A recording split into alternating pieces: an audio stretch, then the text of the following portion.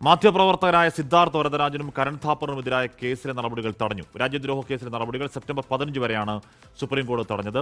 ഇന്ന് അസം ക്രൈംബ്രാഞ്ചിന് മുന്നിൽ ഹാജരാകാനായിരുന്നു നിർദ്ദേശം.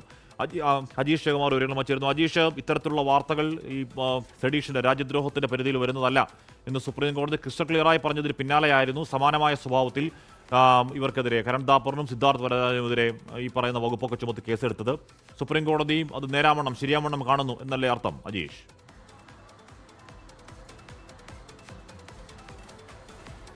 അങ്ങനെ തന്നെയാണ് ഹാഷ്മി. ഈ മെയിലാണ് എഫ്ഐആർ രജിസ്റ്റർ ചെയ്തതെന്നായിരുന്നു ഹർജിക്കാർക്ക് വേണ്ടി അഭിഭാഷകർ സുപ്രീം കോടതിയിൽ വാദിച്ചത്. ജസ്റ്റിസ് സൂര്യകാന്ത്, ജസ്റ്റിസ് ജോയ് മല്യ ബഗ്സി എന്നിവരാണ് ഈ കേസ് പരിഗണിച്ചത്.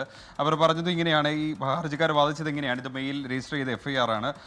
അന്ന് കോടതി തന്നെ ഈ ഹർജി അത് തടഞ്ഞതാണ്, അറസ്റ്റ് തടഞ്ഞതാണ്. കോടതി തന്നെ പറഞ്ഞതാണ് ഇത്തരത്തിലുള്ള റിപ്പോർട്ടുകളൊന്നും അത് രാജ്യദ്രോഹ കുറ്റത്തിൻ്റെ പരിധിയിൽ വരുന്നതല്ല അന്ന് പറഞ്ഞാണെന്ന് അന്ന് സുപ്രീം കോടതി ഈ ഹർജി ഇവർക്കെതിരെയുള്ള അറസ്റ്റ് തടഞ്ഞത്. അതിന് പിന്നാലെ തന്നെ അതേ എഫ്ഐആറിൽ തന്നെ വീണ്ടും ചോദ്യം ചെയ്യാൻ വിളിപ്പിച്ചു എന്നാണ് ഹർജിക്കാർ ആവശ്യപ്പെട്ടത്.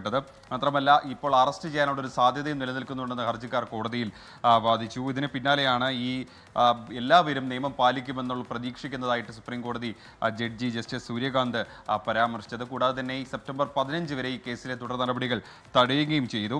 അതുവരെ ഈ മറ്റു അറസ്റ്റ് അടക്കമുള്ള കാര്യങ്ങളൊന്നും പാടില്ല. എന്തായാലും ഈ ഓഗസ്റ്റ് 14 ഈ വയറിൻ്റെ സ്ഥാപക പത്രാധിപരായിട്ടുള്ള സിദ്ധാർത്ഥ വരദരാജനൊപ്പം തന്നെ അവിടുത്തെ മുതിർന്ന മാധ്യമപ്രവർത്തകനായിട്ടുള്ള കരൺ ഥാപ്പർ എന്നിവർക്ക് അസം ക്രൈംബ്രാഞ്ച് നോട്ടീസ് അയച്ചിട്ടുള്ളത്. ചോദ്യം ചെയ്യലിന് ഹാജരാകണം എന്നാവശ്യപ്പെട്ടായിരുന്നു നോട്ടീസ് നൽകിയത്. ഇന്നായിരുന്നു അവർക്ക് ഹാജരാകാനുള്ള നിർദ്ദേശം. ഇതിന് എതിരെയായിരുന്നു സുപ്രീം കോടതിയെ ഇരുവരും സമീപിച്ചത്.